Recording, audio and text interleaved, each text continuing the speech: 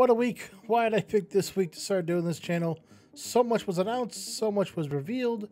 No time to lose. Let's get right into it.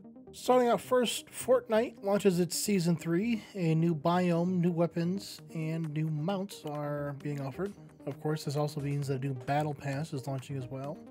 Lastly, some changes to sliding are the only noted mechanics update. Next, Square Enix had its financial results briefing for the fiscal year 22-23. Net sales were 365 billion yen, or roughly 2.7 billion US. The success of Final Fantasy XIV helped drive much of that increase, the Square Enix team stating they are extremely pleased with its performance. All in all, the entire briefing pretty much stated that things are on the up and up for Square. Towards the end, though, there was a tiny mention that they still own the Just Cause IP and are working on developing a new title to add to the franchise.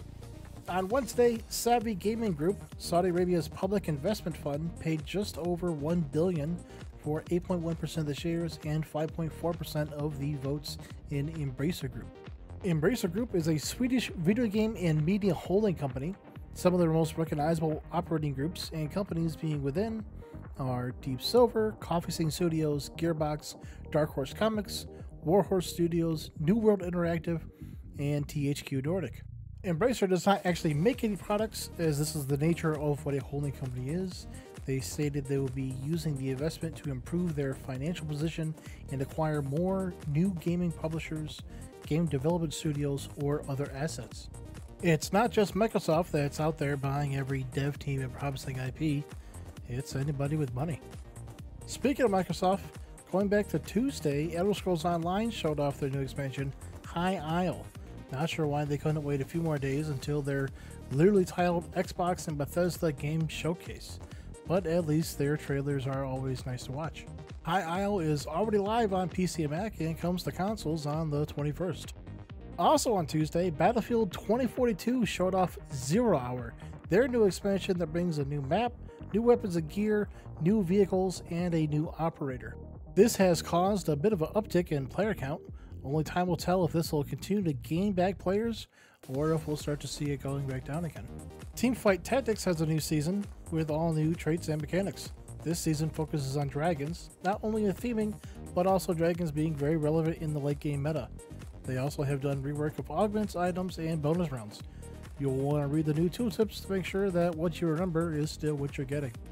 It was leaked for a little bit that Call of Duty was coming back to Steam, but it was officially announced that it is, with a brand new announcement trailer and Steam kind of putting it out there on Twitter.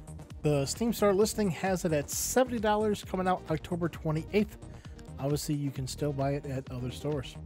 The Grammys announced that they'll be adding video game score as a new category, the official title being Best Score Soundtrack for a Video Game or Other Interactive Media.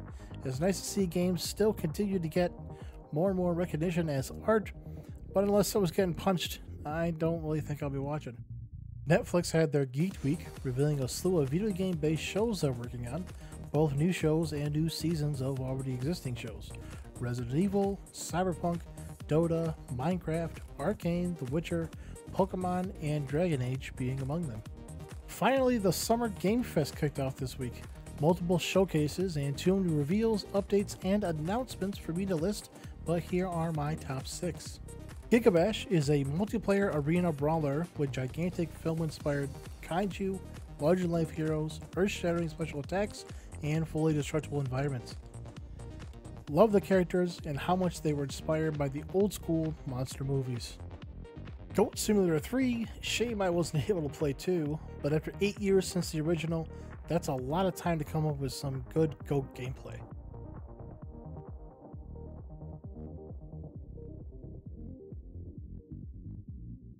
Angerfoot, which looks like 3D My Friend Pedro, and I'm happy with that. The already announced Darktide showed off quite a bit more gameplay, and it looks better with each trailer that they release.